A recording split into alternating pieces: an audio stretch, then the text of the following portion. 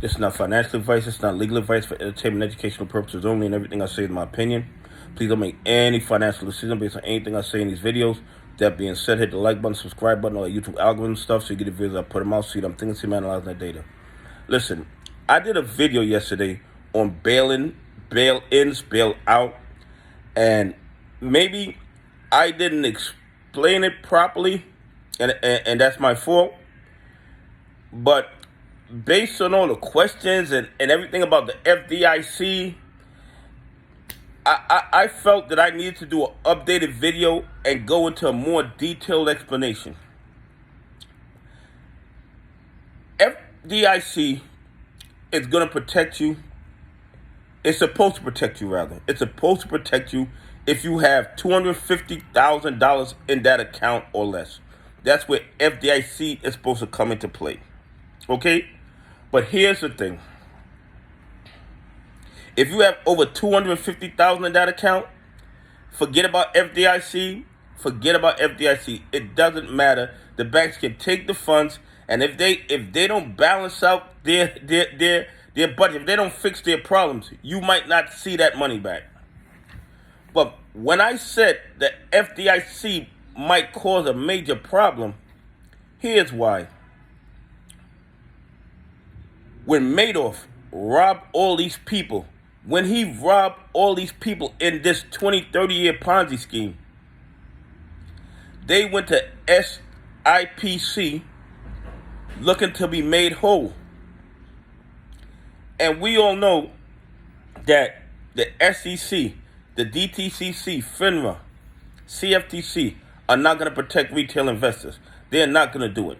Okay? They only got Madoff because his sons turned him in.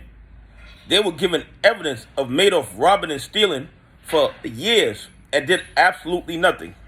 But I digress. FDIC is supposed to protect everyone whose account has $250,000 or less. But in the Madoff scenario, when the SIPC was told to pay these people, they went to court and had the courts rule that because fraud was involved, they did not have to pay. Now, isn't that the time when SIPC should pay? When fraud is involved? Isn't that the purpose of SIPC? But here's the other issue, and here's why I put SIPC and FDIC together. First of all, let's say FDIC didn't go to court and attempted to pay everybody if all these banks went belly up. FDIC would not have all the money to pay all the banks. I mean, all the depositors. They would not have the money. I mean, mathematically impossible. But the way I was connecting it to SIPC is this. If the courts ruled that SIPC did not have to pay because of fraud, what do you think the FDIC is going to do? And this might sound horrible, but they kind of control the courts. They kind of control the courts and can get the courts to rule in a way that benefits the government's pockets.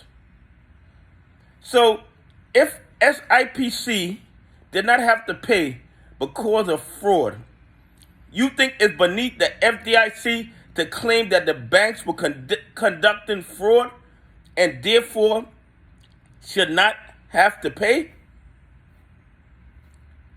I believe that is highly probable that if these banks go down and FDIC is supposed to come in and pay the depositors for the money that they lost, the FDIC will claim that the banks committed fraud and they will not pay the depositors. And that really was the crux of my argument in the previous video, but maybe I didn't explain it properly.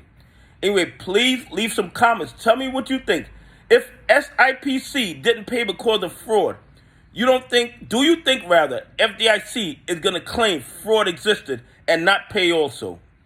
Anyway, have a great day. God bless. And I appreciate y'all on this journey with me.